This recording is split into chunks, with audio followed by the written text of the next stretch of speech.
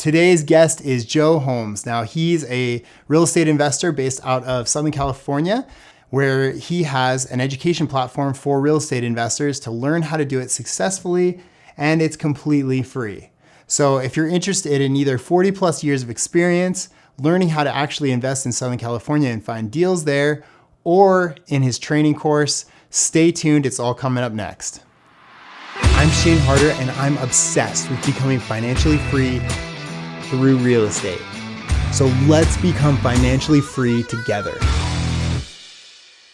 All right, before we jump into Joe's interview, I just wanted to give you one little extra value add, and that would be working with us. So I'm with Greenlight Multifamily Properties, and our team together finds lots of great apartment complexes to buy, invest in. So if you'd like to be included in those, go ahead and click on the link below in the video description, and you'll get all the details behind that there. And without further ado, let's learn from Joe. Tell me a little bit about your life. Where did you get started? How long have you been doing it? Tell me your story. A little over 40 years, believe it or not. I've been involved with real estate in one form or the other. A little bit farther back, this was a business that was taught to me by my father. I was literally in high school, and even before then, he was purchasing properties. Back then, really just buying holds and renting them out. Obviously, as the renters moved out, he's grabbing me and saying, guess what you're doing this weekend? You're painting the house inside with me. I was 20, no cell phones, no internet, nothing. I bought my first house. I was so excited at 20, be able to not only qualify by myself, but to buy a house. I moved from my bachelor pad, I called it my bachelor pad, into the house that my wife and I bought together because she didn't want to live in my bachelor pad. And about 6 months later, I was perusing what used to be a local paper here, and you said you grew up here, so you might remember the Penny Saver. It was just a local throwaway paper. Of course, yeah. And that's the type of advertising that was done back then. Again, no internet, no nothing, just papers. Not in the yellow pages. Then the yellow pages. Yeah. So it was the description of the property: 2-bedroom, 1-bath, takeover payment. I go, what? What is that? It's like. So is that a seller financing kind of thing? Back then, yeah, kind of a little bit. And what was happening was she was getting a divorce, and the loan on the property was an FHA loan. And back then, we used to be able to assume those loans, which means it stayed in the name of the seller, but we just took over the payments, which is what you wanted me to do. So I literally took over 2 payments, and I own that property. I still own that property. That's amazing. So you get put on the title. I get put on title, yes. But the name of the loan is still in the original seller's name. So if you default, are they on the hook for that? Yes. Oh my goodness. Yes. Wow. You know what? You know what I miss about days like that is trust and handshakes. Like people would actually trust each other and people would come through on it. It's such a cool thing. You don't really see that in today's world anymore. True. So. Absolutely true. I am still a man of my word. I mean, if I tell you something, that's the way it is. We don't need to have a contract together. In fact, most of the time when I'm working with buyers, nowadays we have what's called a buyer-broker agreement, which basically ties the buyer to me. I don't believe in things like that. I believe literally in sitting down with you, finding out what your needs are, explaining that, I'm going to go through this process with you. I'm going to show you all these properties. Hopefully you have loyalty back to me so that you're not one weekend looking at something and end up writing an offer with somebody else. So I guess maybe a little naively assume that people are responsible nowadays and are the handshake type person, but I deal with it, just whatever comes along. So purchased that property. Again, I still do own that property. Obviously the loan's been paid off. I didn't pay it off. That 40 years ago. Yes. Jeez. Yeah, I paid $55,000. It's probably worth around $350 now. It's gone up and down in the market 3 times in my lifetime. The first time it went down, or actually went up to about 100, 125, And then the first bubble came and it came really back down to 50 again. And I go, oh, I'm depressed. I was up here. I should have sold up there, but I'm a long-term buy and hold type person, especially if you're young. Okay. So then the next cycle, it went back up to about 250 around there. And then it went back down again, but only to 100 this time, which is awesome. I go, okay, well, at least I didn't, go back down to 50. Third time, it literally went up to $450,000. And then 10 years ago, it went back down to 100. That must have been 2008. Yes. Okay, so I'm investing a lot in a certain community locally here in San Juan Capistrano, and their condominiums. I love condominiums because I don't have to take care of anything on the outside. I mean, I don't have to paint. I don't care about the roofs. I don't care about gardening. I don't do any of that stuff. I take care of the inside. So now I've gone through 3 of these cycles and it's back down to 100. What would you do? If you were an investor and you looked at that and you've had this history, what would you do in that community? What would you do? Oh, I would buy more of them. Yes, I bought 10 more. There you go. Yes. Yeah. And so now I'm in the process of either selling them because I'm older than you are, and at the end of the day, I can't take it with me, so I have to, be able to kind of use it to do other things. I'm doing 1031 exchanges as well with some of the properties. So I'm going from what I would describe a C property, I'm moving that up to a B property. A condo that's 40, 45 years old, I'm buying properties locally here for about the same price that I'm selling the condo for. So to me, that's a great trade, going from a from a C to a B property and having something brand new to start all over again. I got my real estate license early because, again, I was a property owner. Now I'm a property manager. What is that? What do I do? It's like, how do I educate myself? I mean, I value education, especially in real estate. It's got to be the number one thing. You just have to educate yourself first before you jump into some of this stuff that, people may be touting out there or not. You have to feel comfortable with what you're doing, and that's why I think education is so important. So tell me, you say education is really important, and I'm definitely not going to disagree with you. But for viewers, what kind of problems could people run into if they don't educate themselves that you've seen? You have a lot of experience in the industry. Okay, so if you don't have education, you're relying on other people to basically give you the truth and educate you along the way, where their motives may be entirely different than yours. If you're dealing with real estate agents, their motive is a commission at the end of the day.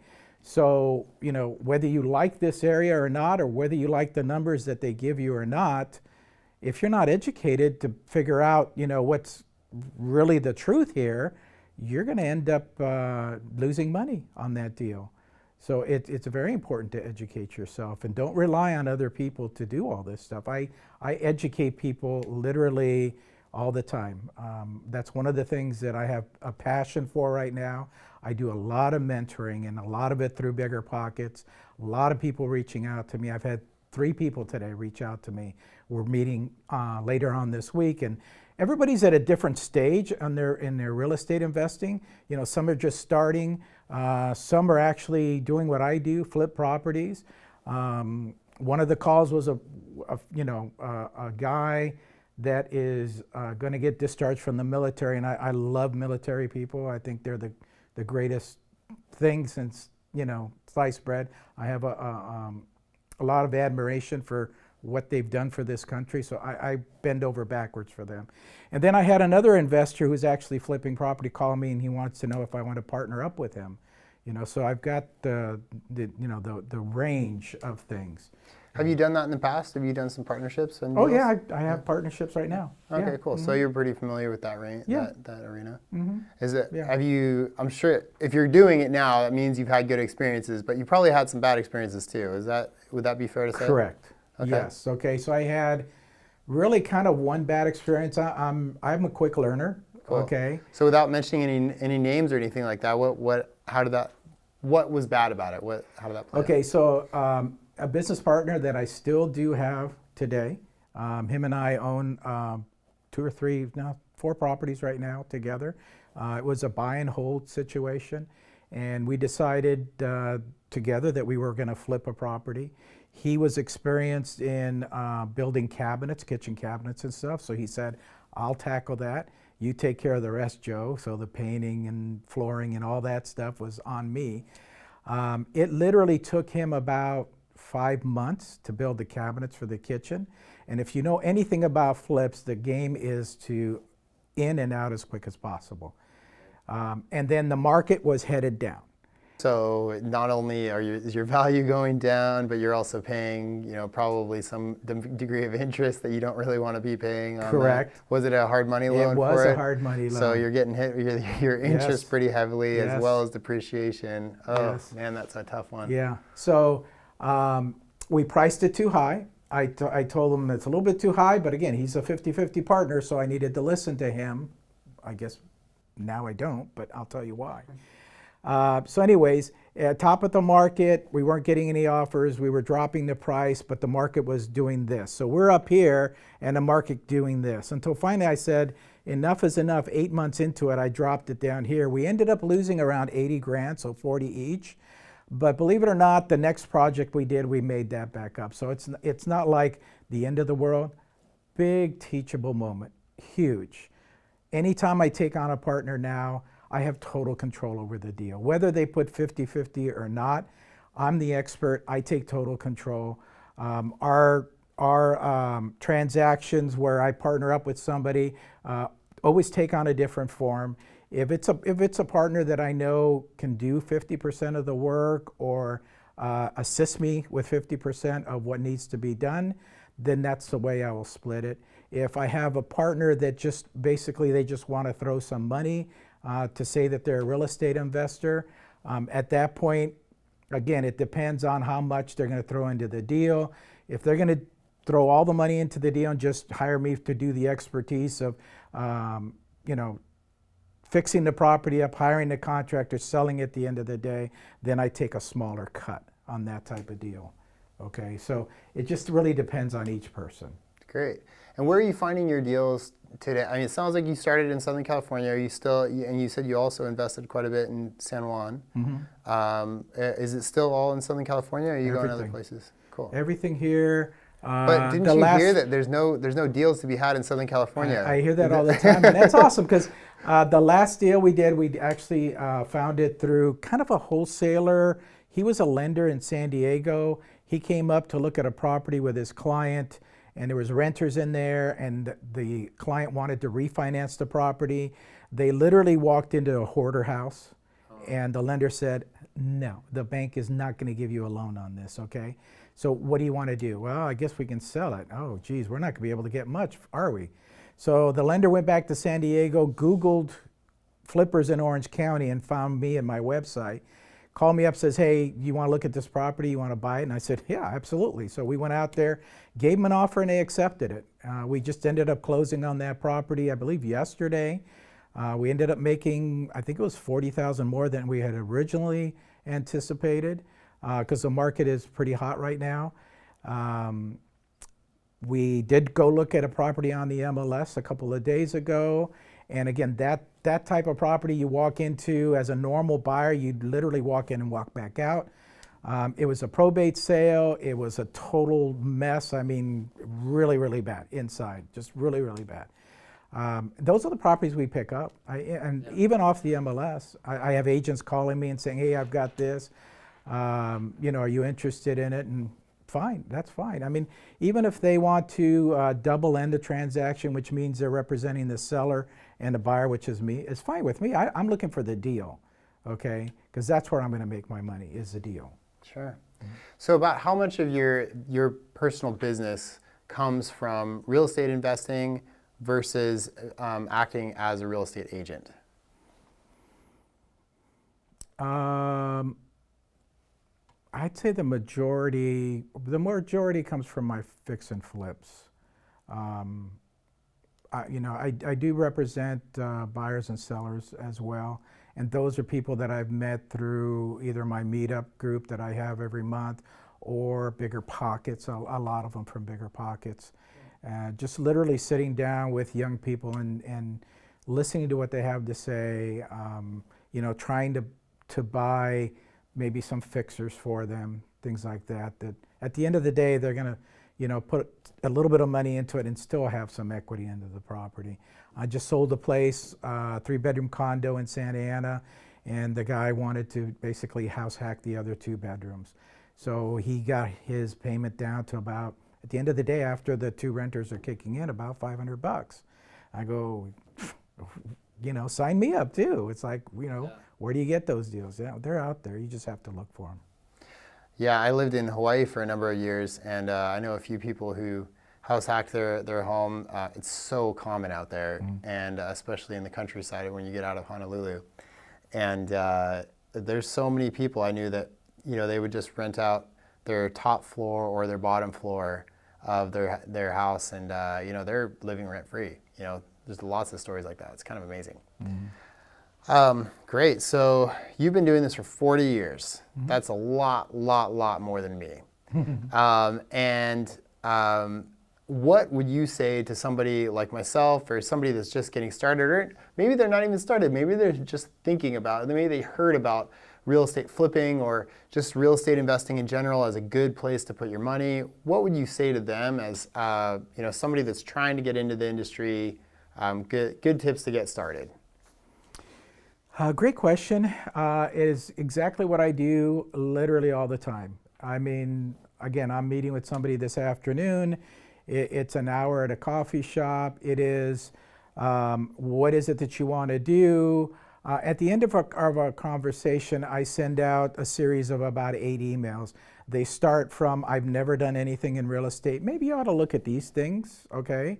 And they end up with a little bit more sophisticated stuff, talking about LLCs, land trusts, things like that. Those are way more sophisticated items that as you become a more sophisticated investor, these are tools that you need to use to protect yourself. I don't know if you're familiar with a land trust, but that's one of the items that I use here. A land trust is basically a document that I use to record title to the property with the county recorder. None of these properties are recorded under my name. Why would I do that? Because anybody could sit down and go, hey, Joe Holmes, and see how many properties he owns, and they find out that I own a bunch of properties, and if something happens, they want to sue me. Okay, so they can tie all that stuff together. In a land trust, you can title it whatever you want. 123 Main Street. They usually use the address. 456 Second Street or whatever, and that way it never ties it into anything else that I'm using. In the land trust itself, there's a document, and in the document it says beneficiary. So the beneficiary of that means the owner, the actual owner of that property. That is my LLC. Okay, so then I've got privacy protection, and it rolls right into liability protection as well. Okay, each one of those properties is owned in a different LLC. So I don't tie up all my assets basically under one LLC. They're all tied up differently. So again, coming back to your question, I kind of went off tangent there. Education is really number one. I can focus you in on a particular subject that you're interested in.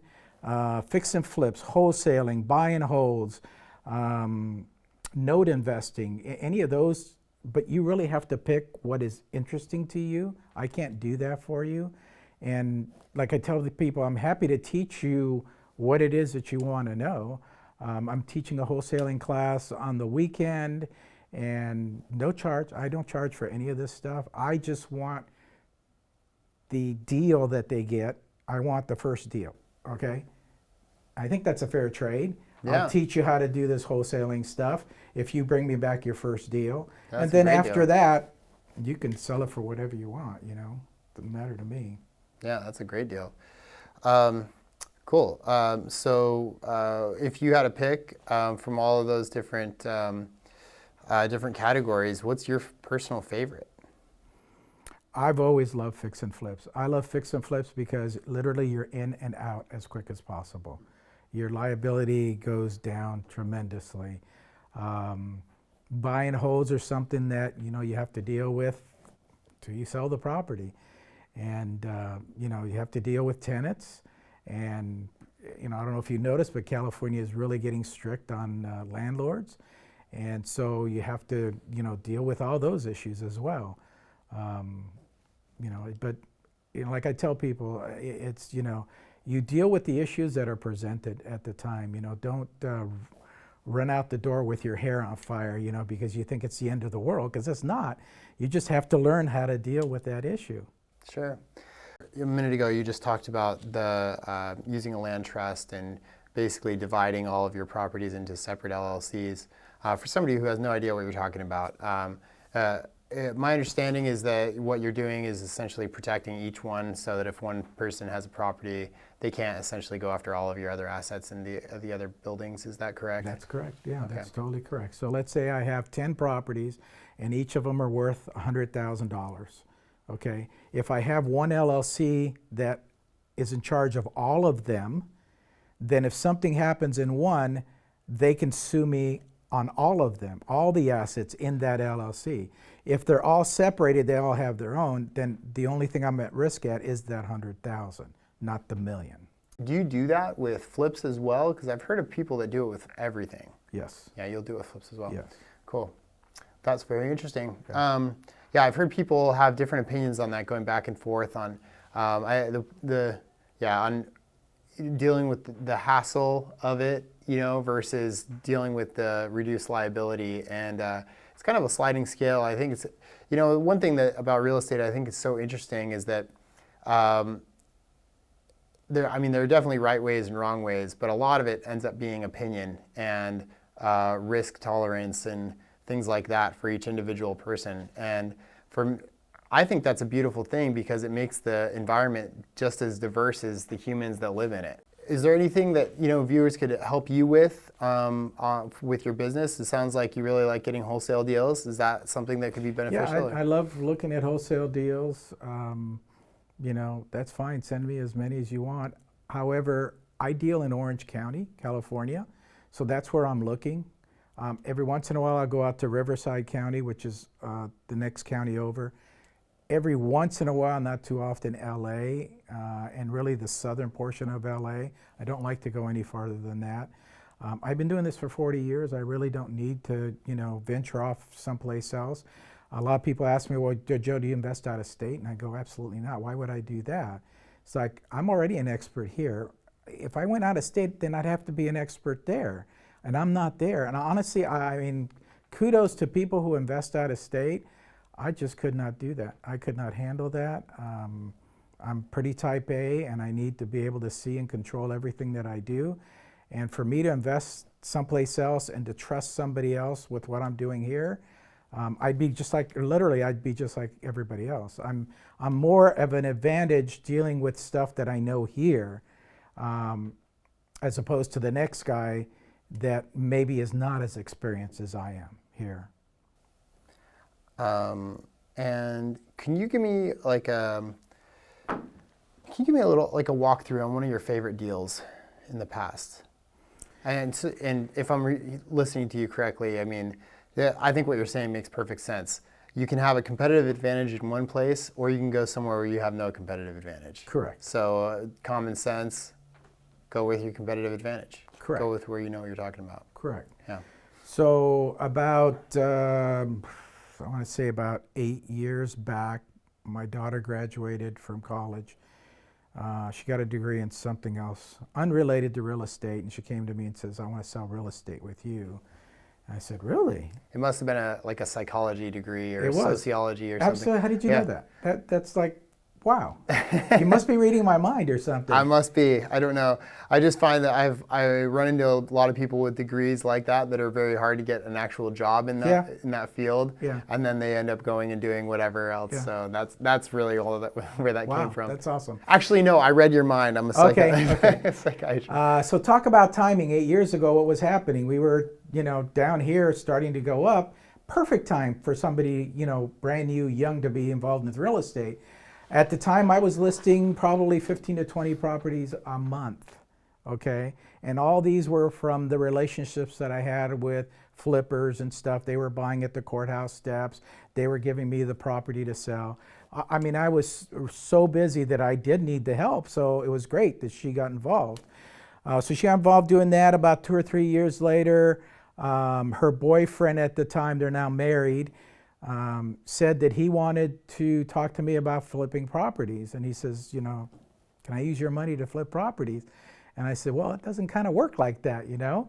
I need you to go grab a tool belt and a hammer, and we'll find a project, and you and I will flip the property so that I can teach you from the ground up how to do this. So found a property, rehabbed it ourselves, ended up making, he was at the time making about 45 in a sales job. And if you know anything about Orange County, if you're not making at least 100, you're not really kind of living. You know, that's unfortunate, but that's reality. So the first project we did, we ended up selling, we made $80,000. And I said, ooh, that's pretty good. And he said, ooh, that's pretty good. He calls me a few days later and he goes, hey Joe, I just want to let you know I quit my job. I go, when's the next one? So we did, I think 3 flips together, him and I. And then him and my daughter and myself formed a corporation, and we decided to up our game basically. So we started to hire contractors because him and I couldn't do everything. Sure, there's a certain point where you're going to limit the amount of deals you can do. Yeah. So my daughter takes care of all the marketing for our property and all the design. She's really good at designing, you know, stuff. My son-in-law takes care of the contractors, which is the biggest headache in all our deals. I supply the money for them.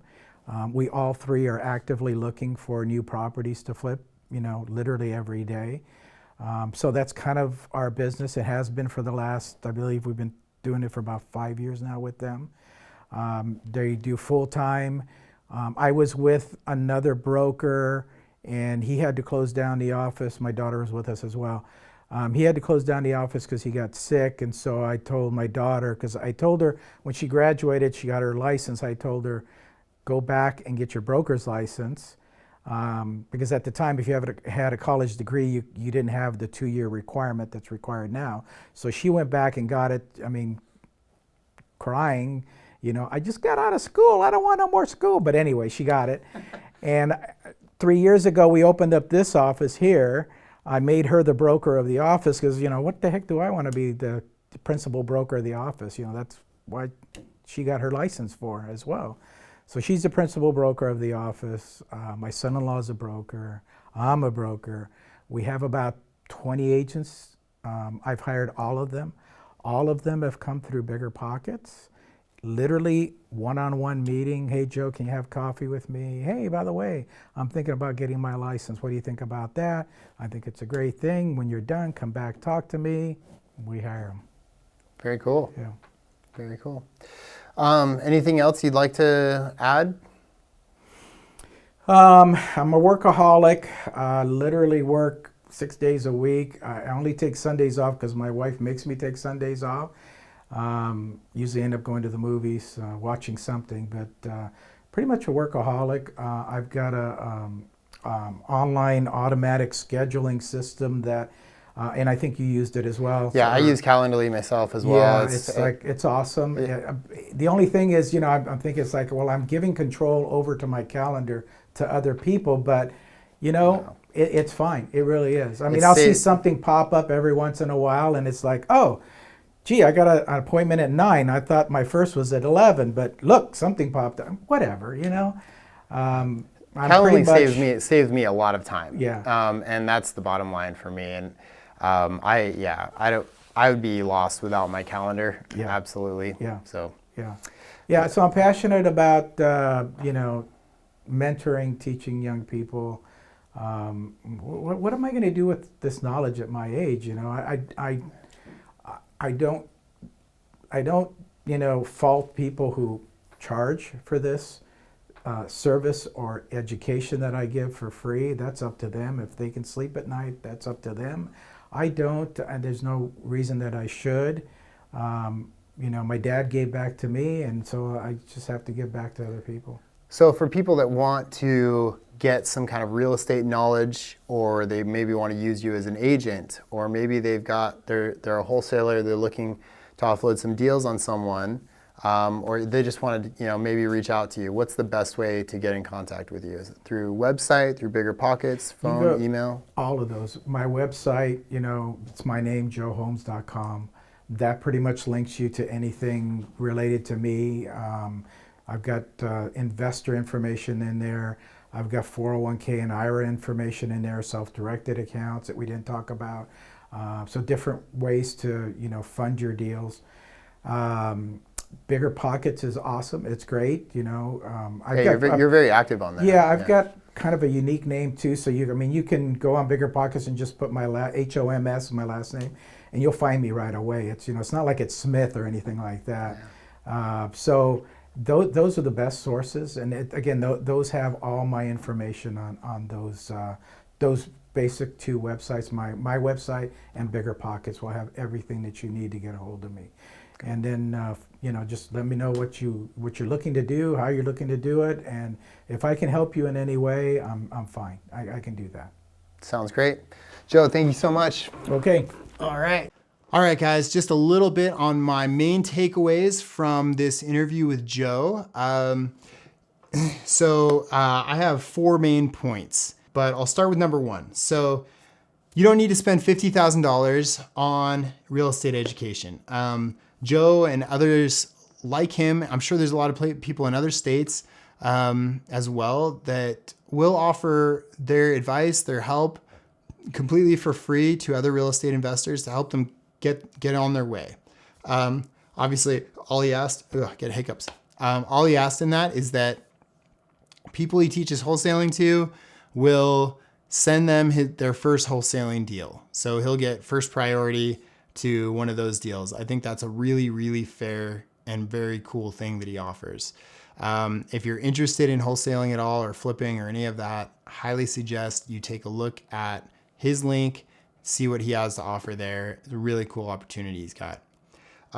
Second, really cool story with his son-in-law. It went from 40 grand a year to 80 grand in his first deal. That's pretty cool. And then he quit his job. So even cooler. So he's a great example of a success story. And then as you probably heard from the interview, how they went on to form their brokerage and really just pushed forward on real estate investing full time from then on. What can you learn from that? If you are a beginning investor, just go ahead and just do your first deal. And if you're going to do it, if you're in that position, reach out to Joe because he's got free real estate education he will help you with. Very cool opportunity there. Again, third main point, I thought this was interesting because Southern California has been branded, all of California has been branded as a place where you can't invest in real estate because it's too expensive right now. Joe has made his entire living in investing in Southern California. And I think that's a great example on how to invest in a more challenging market or what some people would consider a more challenging market. But I love his perspective on it. His perspective is that he has a competitive advantage in Southern California. So if he's got a competitive advantage in Southern California, why would he give up that competitive advantage and go try and invest somewhere else? So I think that makes a lot of sense. And the last thing, point number 4 that is not on the video, he gets a lot done through his networking channels. Networking, as a lot of you know, is very important. If you don't know that because you're not doing it yet, highly suggest you get into some kind of a networking group.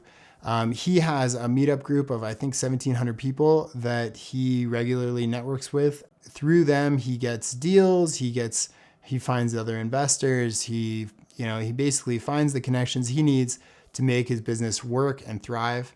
And I think that's really, really cool and a really inspiring and smart message for everyone.